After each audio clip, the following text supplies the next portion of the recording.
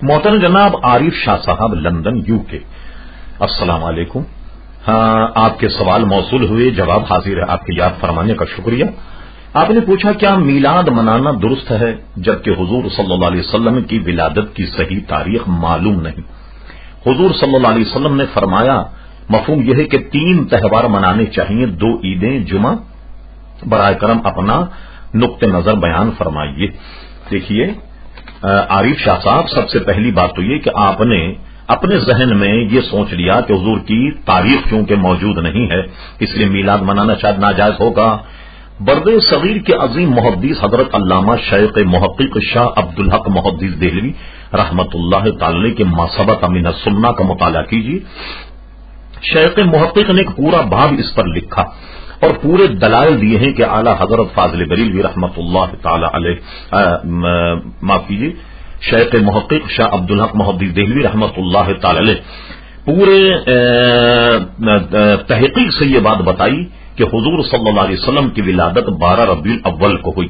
اسی طرح اعلی حضرت امام اہل سنت فاضل بریلوی رحمت اللہ علیہ نے اپنے فتاوے میں بھی اس بات کا ذکر کیا اور یہ بتایا کہ حضور علیہ الصلوۃ والسلام کی ولادت مبارکہ 12 ربیع الاول کو ہوئی۔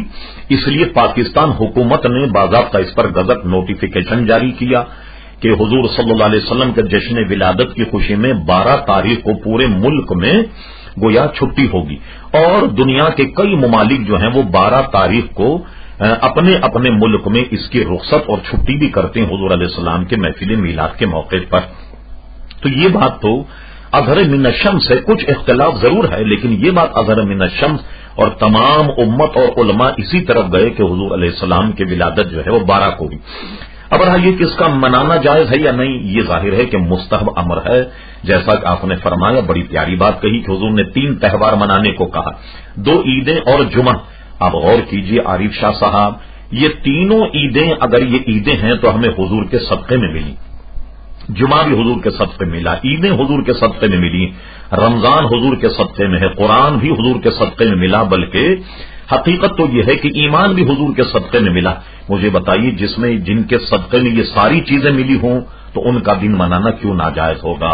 اگرچہ میلاد کے منانے پر بے شمار رسائل اور جرائد جو ہیں وہ گواہ ہیں کہ وہ جائز ہیں، اور بڑے بڑے اکابر علماء نے اس پر کتابیں لکھی۔ پھر آپ نے پوچھا کہ کیا کوئی عورت اپنے شوہر کی خوشی کے لیے اپنے بال کٹوا سکتی ہے؟ چونکہ نبی کریم صلی اللہ علیہ وسلم نے خواتین کو مردوں کا حلیہ اور مشاہدت کرنے سے منع فرمایا، بلکہ فرمایا لعنت ہے ان عورتوں پر جو مردوں کی مشاہدت کریں۔ تو بالوں کا کٹوانا چونکہ مردوں کی مشاہدت ہے، اس لیے شوہر کو اسی میں خوش رہنا چاہیے کہ جس حلیے میں اللہ اور اس کے رسول خوش ہیں۔ تو اس لیے خواتین کو چاہیے کہ وہ مردوں کی طریقے سے بال نہ کٹوائیں، اور اسی میں عافیت ہے۔